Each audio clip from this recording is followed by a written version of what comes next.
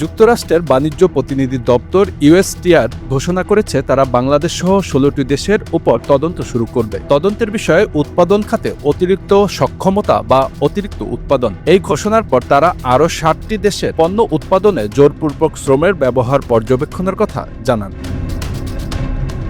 যুক্তরাষ্ট্রের উদ্দেশ্য স্পষ্ট, যেসব দেশ অন্যায্য বাণিজ্যে জড়িত তাদের পণ্যের উপর আমদানি কর আরোপের সুযোগ তৈরি করা।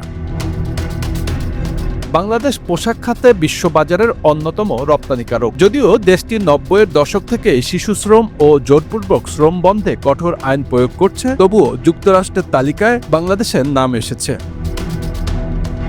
বিশেষজ্ঞরা বলছেন, যুক্তরাষ্ট্র মূলত পরীক্ষা করবে কোনো ভর্তুকি বা সস্তা শ্রমের অপব্যবহার মার্কিন বাজারে ক্ষতি করছে কিনা। এই প্রক্রিয়ার মাধ্যমে শুল্ক আরোপের সুযোগ তৈরি হয়।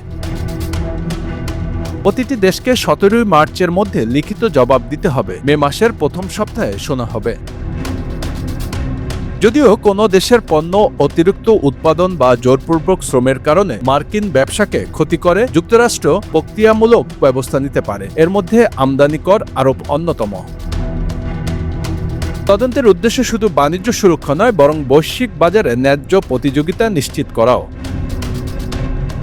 গবেষকরা মনে করছেন, উৎপাদন সক্ষমতা বাড়ানো বাজার অর্থনীতিতে স্বাভাবিক। উদাহরণস্বরূপ, বাংলাদেশে সিমেন্ট, চিনি বা পোশাক শিল্পে উৎপাদন বাড়ানো হলে তা শুধু মার্কিন বাজারের জন্য নয়, বৈশ্বিক চাহিদার জন্যও করা হয়।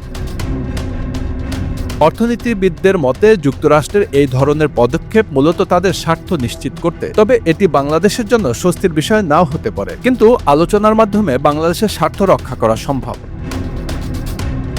বাংলাদেশের রপ্তানি বছরে প্রায় $৬০০ কোটি, আমদানি $২০০ কোটি। ফলে মার্কিন বাজারে বাংলাদেশের প্রভাব অপরিহার্য। গবেষকরা বলেন, আলোচনার মাধ্যমে আমাদের উদ্বেগ দূর করা সম্ভব, তবে সতর্কতার সঙ্গে প্রস্তুতি নিতে হবে। Bangla affairs news desk.